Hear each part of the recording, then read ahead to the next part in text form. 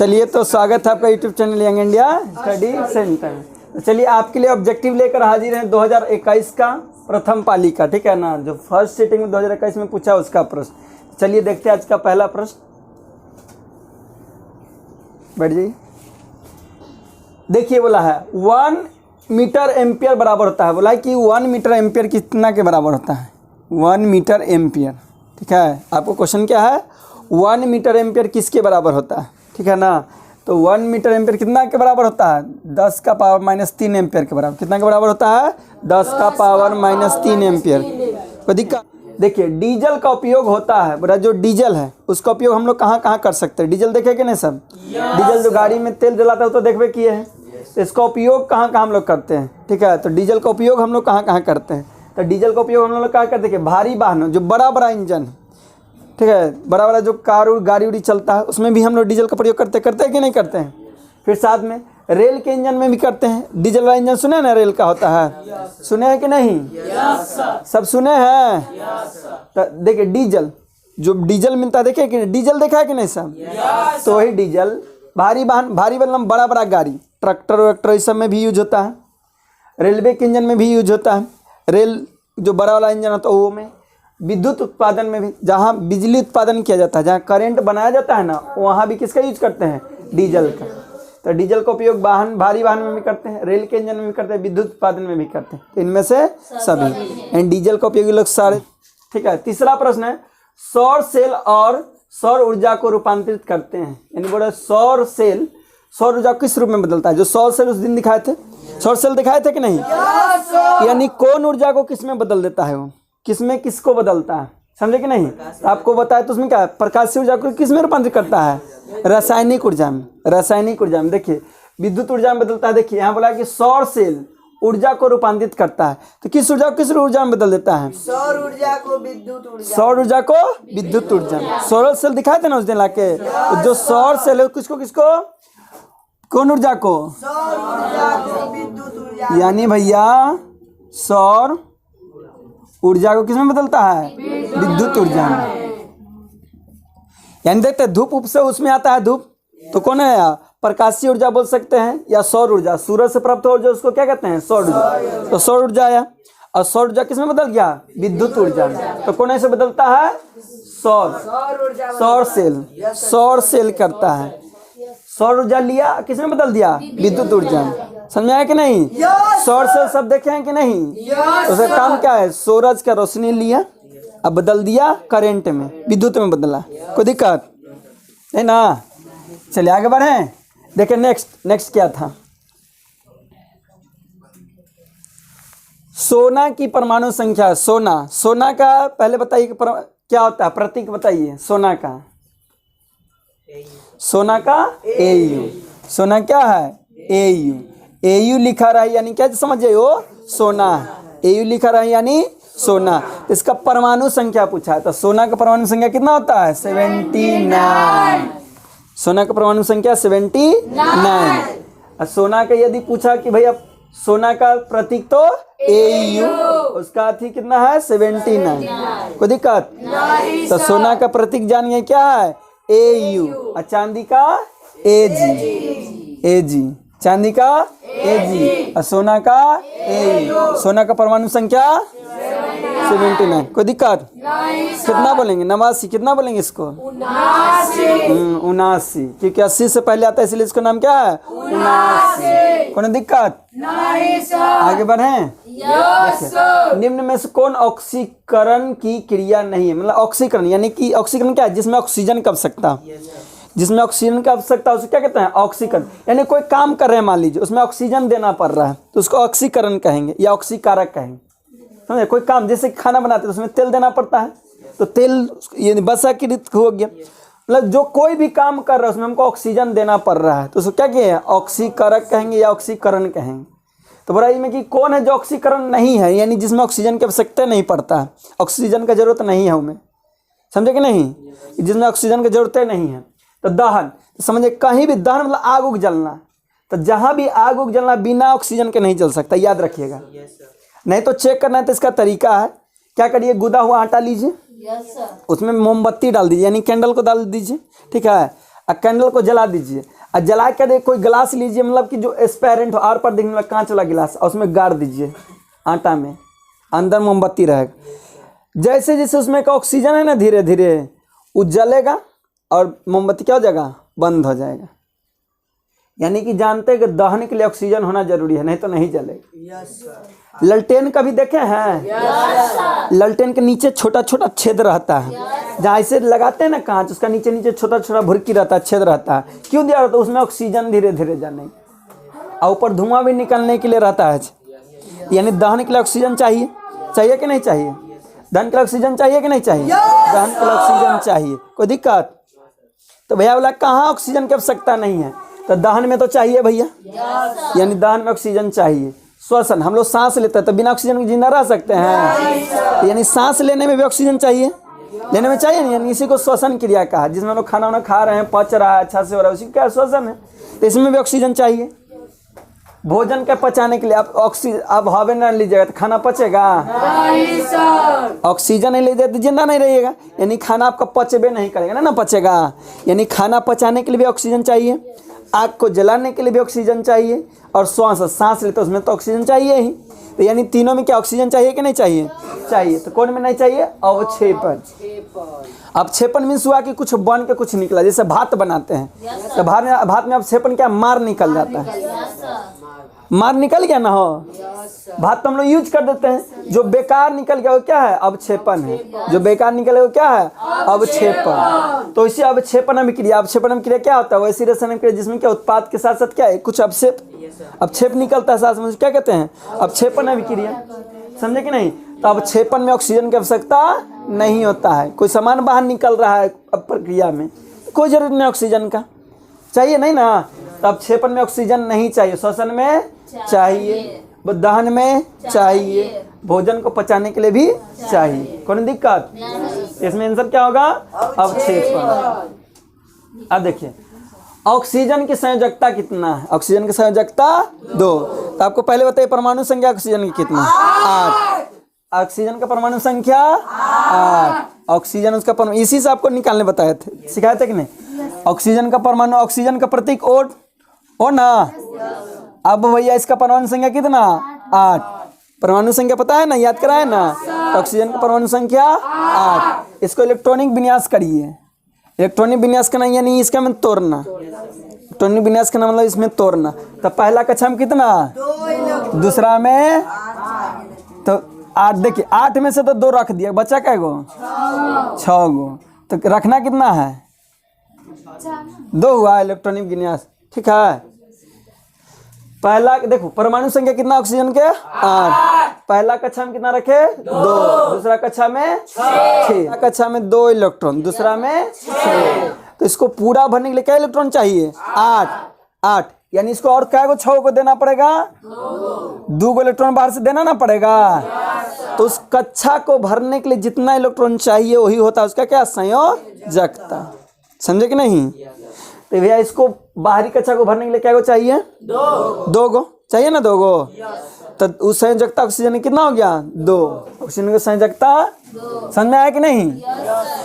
समझ में? आपको बताया भी कि आखिरी सेल में देखना कि आखिरी कक्षा में कितना है, और उसको 8 पूरा करने के लिए क्या गो और देना पड़ेगा। तो जय को देना पड़ेगा, वही क्या होगा? उसका संयोजक।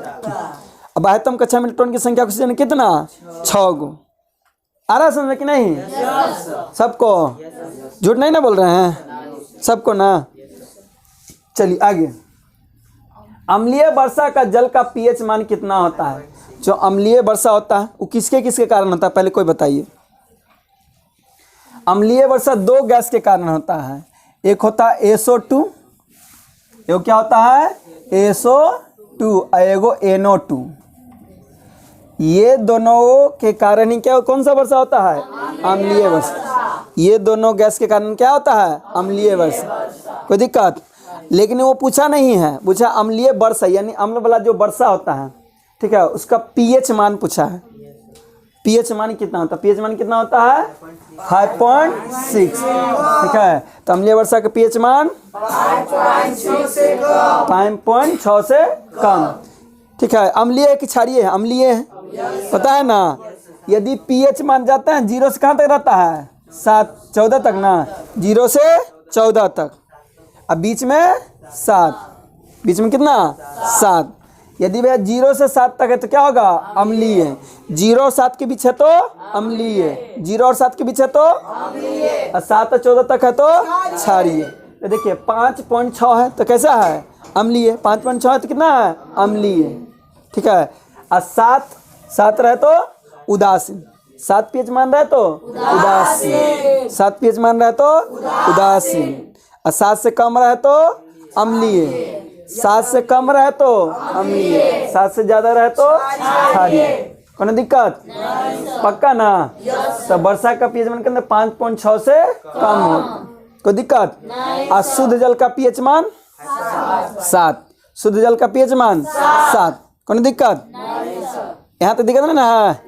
अब आगे बढ़े ना, अरे आगे बढ़े बोलो। चलिए देखिए नेक्स्ट क्वेश्चन है, चींटी के डंक में कौन सा अम्ल पाया जाता है। जो चींटी तो सबको देखे है, तो जैसे चींटी काटता आपको तो दर्द होता है, तो दर्द किसके कारण होता है, उसमें कुछ है तब तो दर्द होता है, ठीक है। दिल में दर्द ऐसे नहीं जगता है, कुछ होता है तब दर्द उठता है, ठीक है। तो इसी जब चींटी आपको काटता है तो दर्द उठता है, तो दर्द किसके कारण होता है, उस चींटी में क्या पाया जाता है मेथेनोइक अम्ल। कौन सा अम्ल, मेथेनोइक अम्ल पाया जाता है, जिसके कारण चींटी आपको काटता है तब कैसा महसूस होता है दर्द। तो कहिएगा दिल में दर्द सा जगह, ठीक है। तो चींटी के डंक में कौन सा अम्ल, कोनो दिक्कत नहीं। देखिए निम्नलिखित में कौन सा संवहन उत्तक है, निम्नलिखित में से कौन सा संवहन उत्तक। तो फ्लोएम और जैलम दोनों क्या है संवाहक उत्तक, दोनों क्या है संवहन उत्तक। ये दोनों का काम कभी कभी पूछ देता है कि फ्लोएम उत्तक जैल, देखिए दोनों पेड़ में पाया जाता है उत्तक, जाइलम उत्तक और फ्लोएम उत्तक दोनों कहाँ पाया जाता है पेड़ में, ठीक है। दोनों पेड़ में पाया जाता है, दोनों का काम भी है। पहले नंबर तो संवाहक उत्तक है, यानी सूचना ये सबको हेर फेर करना, उसी को संवहन कहते हैं, ठीक है। तो इसी फ्लोएम और जैलम क्या है संवाहक उत्तक है। इसका देखिए फ्लोएम क्या है फल, फूड, फ्लोएम फल जो खाने वाला बात है, यानी फूड। हम तो ऐसे याद किए थे, देखिए जैसे फूड है तो फ्लोएम है, फूड है तो फ्लोएम, यानी खाने होने वाला काम पेड़ पौधा में जो इन्हें से उन्हें कर रहा है तो कौन करेगा फ्लोएम। तो फूड फ्लोएम और जल जाइलम। पेड़ पौधा में, क्योंकि दोनों पेड़ पौधा में पाया जाता है, तो पेड़ पौधा में खाना पत्ता में बन गया तो शरीर में इन्हें भेजना है कि नहीं भेजना है, तो उसको जो भेजने का काम करता है कौन करता है फ्लोएम, ठीक है। और जड़ से पानी लाया पत्ता तक तो कौन जाइलम। तो बस याद रखेगा फूड फ्लोएम। अब देखो इंग्लिश तक कितना लोग है भी हमको भी पता है, ठीक है। अब फूड मतलब समझ भोज्य पदार्थ, कभी कभी लिखा लगेगा भोज्य पदार्थ, ठीक है। ये उत्तक का नाम है, यानी उसमें है मतलब समझ लो एक तरह के नस है, ठीक है। देखिए फ्लोएम का काम है, जैसे खाना पेड़ पत्ती में बन गया, तब पत्ता में जो खाना बन गया उसको शरीर में अलग भेजना है कि नहीं। जैसे हम लोग खा लेते हैं तो खाना पेटे में चल जाता है, पेट में से फिर उसको खून में से जो जो हम लोग को जरूरत है वो चूसा जाता है, फिर खून में चल जाता है, शरीर में अलग जाता है। और नहीं तो पता चला गोड़ में नहीं जाता तो लंगड़ा जैसा पुष्पा जैसा चलो, नेटी में नजर नेटी से टेढ़ रहेगा, हाँ तो आप आहिज रहोगे। यानी सब जगह जाना जरूरी है कि नहीं जाना है। तो इसी तरह से जो पेड़ पौधा में पहले नंबर तो दोनों क्या है संवाहक उत्तक है, दोनों क्या है संवहन उत्तक। दोनों पेड़ पौधा में पाया जाता है, यानी पेड़ में पाया जाता है, पादप में पाया जाता है। और जो फ्लोएम में उसका काम है क्या खाना उना के पत्ता से इन्होंने भेजना। जाइलम का ने जल, जड़ी से लाना जल को, कोई दिक्कत। याद रखिएगा दोनों को पूछता है कि फ्लोएम का पेड़ पौधा में क्या काम है, जाइलम का क्या काम है, तो दोनों का काम जानेंगे ना। चलिए आगे बढ़े, अरे आगे बढ़े। देखिए नेक्स्ट प्रोटोजुआ उत्सर्जी पदार्थों को निष्कर्षण कैसे करता है। जैसे हम लोग भी उत्सर्जी पदार्थ को निकालते हैं सुबह सुबह लोटा ले जाके, ठीक है। तो ये प्रोटोजुआ उत्सर्जन पदार्थ का निष्कर्षण कैसे निकालता है, हम लोग गुदा से निकालते हैं ना, लेकिन प्रोटोजुआ कहाँ से निकालता है, तो प्रोटोजुआ कहाँ से निकलता है प्रसरण। अब प्रसरण क्या होता है, जैसे देखिए प्रसरण क्या होता है, मतलब दो गो द्रव रहेगा, ठीक है। एक द्रव मतलब कोई गाढ़ा ज्यादा है और कम गाढ़ा है, ठीक है। तो कम गाढ़ा वाला उन्हें जाने लगेगा कि नहीं, जाने लगेगा कि नहीं। कम गाढ़ा वाला उधर जाने लगेगा रीजन, क्योंकि उधर कम पानी की ज़्यादा जरूरत है। तो इसी प्रसरण उसका शरीर से जो गंदा रहता है ना प्रसरण, हम लोग का भी देखिए पसीना द्वारा निकलता है, तो भी प्रसरण के द्वारा निकलता है पसीना, हम लोग भी क्या उत्सर्जी है। तो इसी प्रोटोजुआ भी कैसे निकलता है, प्रसरण द्वारा। उसका शरीर में जो भी उत्सर्जन पदार्थ बन रहा है, कचरा जो भी बन रहा है, विषैला पदार्थ, उसको निकालता है। ठीक है, तो प्रोटोजुआ कैसे उत्सर्जित निकलता है, प्रसरण द्वारा। समझे कि नहीं, प्रसरण द्वारा उनका शरीर में जो भी कचरा बनता है उसको निकाल देता है। कोई दिक्कत, पक्का ना छोटू भैया। प्रोटोजुआ उत्सर्जन कैसे करता है, प्रसरण। ठीक है, अब चलिए मनुष्य के शरीर में सबसे बड़ी ग्रंथि कौन सा है, जिससे मनुष्य का सबसे बड़ा कौन है, यकृत, लीवर सबसे बड़ा हम लोग का शरीर में है। एकदम मेढ़ा पेढ़ा टेढ़ा मेढ़ा अंदर रहेगा, लेथरा पेथरा जैसा एकदम पूरा रहे। यकृत मीन्स लीवर। तो हमारा शरीर में सबसे बड़ा कौन है, ग्रंथि। ग्रंथि मतलब गैलेंस, एक मशीन के तरह कार्य करता है। तो क्या है, यकृत। यकृत हम लोग के शरीर में क्या है, सबसे बड़ा। यकृत मतलब लीवर, समझे कि नहीं। तेलपक खाते थे यही लीवर खराब होता है, क्योंकि वही सबसे बड़ा शरीर में है। ठीक है, पचाने का काम करता है कि नहीं। तो सबसे बड़ा ग्रंथि शरीर में कौन है, यकृत, सबसे बड़ा। कोई दिक्कत, शरीर का संतुलन बनाए रखता है, यानी शरीर में बैलेंस, संतुलन मतलब बैलेंस कौन बनाए रखेगा। ठीक है, तो कौन बनाया रहता है, सेरिब्रम। मस्तिष्क का एक भाग है, हमारा खोपड़ी मुंडी का एक भाग है जिसका नाम क्या है, सेरिब्रम। तो क्या करता है, शरीर को संतुलन बनाए, यानी बैलेंस में बनाए रखता है। तो शरीर में संतुलन कौन बनाने लगता है, कौन दिक्कत, संतुलन में समझा ना, बैलेंस करके रखना शरीर में, नहीं कि हिलने डोलने लगना। तो बैलेंस नहीं कर रहा भैया। तो शरीर में बैलेंस बनाए कोई रख रहा तो कौन है, सेरिब्रम। कौन दिक्कत नहीं। देखिए किशोर अवस्था में होने वाले शारीरिक परिवर्तन का कारण क्या है। ठीक है, जैसे परिवर्तन क्या, जैसे कि एक उम्र आएगा, आपको पता है जैसे लड़का में है तो 13 साल 14 साल से ऊपर आप होइएगा ना, तो आपका शरीर में दाढ़ी मूछ बढ़ने लगेगा। ठीक है ना, बाल जहाँ तहाँ आना शुरू होगा, इसको बोलते किशोर अवस्था। लड़की लोग का आवाज़ जैसे पतला होने लगेगा, एकदम मीठा आवाज़ आने लगेगा। लड़का लोग को जनरेटर फट जाएगा, वहाँ करेगा, समझे कि नहीं। तो इसको किशोर अवस्था कहते हैं। लड़का लोग देखे साधारण जैसे पहले बच्चा में उसका पतला बज रहेगा, लेकिन जैसे 13-14 साल होगा, गाय बैल चिल्ला रहा है, वैसा करना शुरू करें। और लड़की लोग को 12 साल के बाद हो जाता है एकदम पतला, बाद धीरे धीरे होना शुरू होगा, यानी किशोरावस्था आने लगता है। ठीक है, तो किसके कारण होता है, तो ये बता देखिए किशोरावस्था में होने वाले शारीरिक परिवर्तन का कारण क्या है, यानी शरीर में बदलाव आया, दाढ़ी मुछाने लगा, आवाज़ भारी होने लगा, तो शरीर में परिवर्तन हुआ कि नहीं, शरीर में परिवर्तन हुआ कि नहीं। तो किसके कारण होता है, तो किसके कारण, टेस्टोस्टेरोन और एस्ट्रोजन। आपको पता है दोनों हार्मोन हैं, ये दोनों सेक्स हार्मोन है, यानी मेल हार्मोन भी बोल सकते हैं। ठीक है, ये दोनों हार्मोन है, कोई दिक्कत। तो ये दोनों हार्मोन का हमारे शरीर में क्या आता है, परिवर्तन आता है। गला आवाज़ भारी हो जाना, ठीक है ना, लड़की का आवाज़ का पतला हो जाना, लड़का का जनरेटर खराब हो जाना। ठीक है, दाढ़ी मूछ आने लगेगा, आपको क्या आने लगेगा, दाढ़ी मूछ आने लगेगा। दाढ़ी मूछ, शरीर में अलग अलग बाल आने लगेगा, कांखों में देखते बालू लाने लगता है। तो किशोरावस्था क्यों, क्योंकि हम लोग का शरीर में जो टेस्टोस्टेरोन एस्ट्रोजन ये बनना शुरू हो जाता है उस उम्र से। ठीक है ना, कोई दिक्कत। चलिए, मानव हृदय में कितने कोष्ठ होते हैं, तो कितने कोष्ठ होते हैं, 4। हम लोग को जो हृदय मतलब बोलते हैं ना, हार्ट, दिल नहीं है, बस हम लोग समझ जाते हो क्या है, दिल है। ठीक है, जो हम लोग का हृदय है ना, हृदय हार्ट, वो क्या भाग में बटल है, 4 भाग में, समझे कि नहीं। ये जो दिलवा इमोशन जागेर कितना भागों में बटल है, 4 भागों में, समझ में अलवा कि ना। तो हृदय कितना भाग में, रक्त क्या है, उत्तक, इसका पूरा होगा तरल संयोजी उत्तक। रक्त क्या है, तरल संयोजी उत्तक। तरल मतलब लिक्विड जैसा, लसर फसर जैसा, समझे कि नहीं, लथर पत्थर जैसा, लसफस नहीं, अरे कचरा जैसे क्या, कचरा मत समझना, जैसे मट्टी कैसे रहता है, गीला मट्टी जैसी, लिक्विड फॉर्म में रहता है। तो यदि पूछेगा कि भैया रक्त क्या है, तो तरल संयोजी उत्तक, पूरा इसका याद करिए, रक्त क्या है, तरल संयोजी उत्तक। तरल मतलब लिक्विड जैसा, पानी जैसा, कौन दिक्कत, समझ में आ रहा है ना।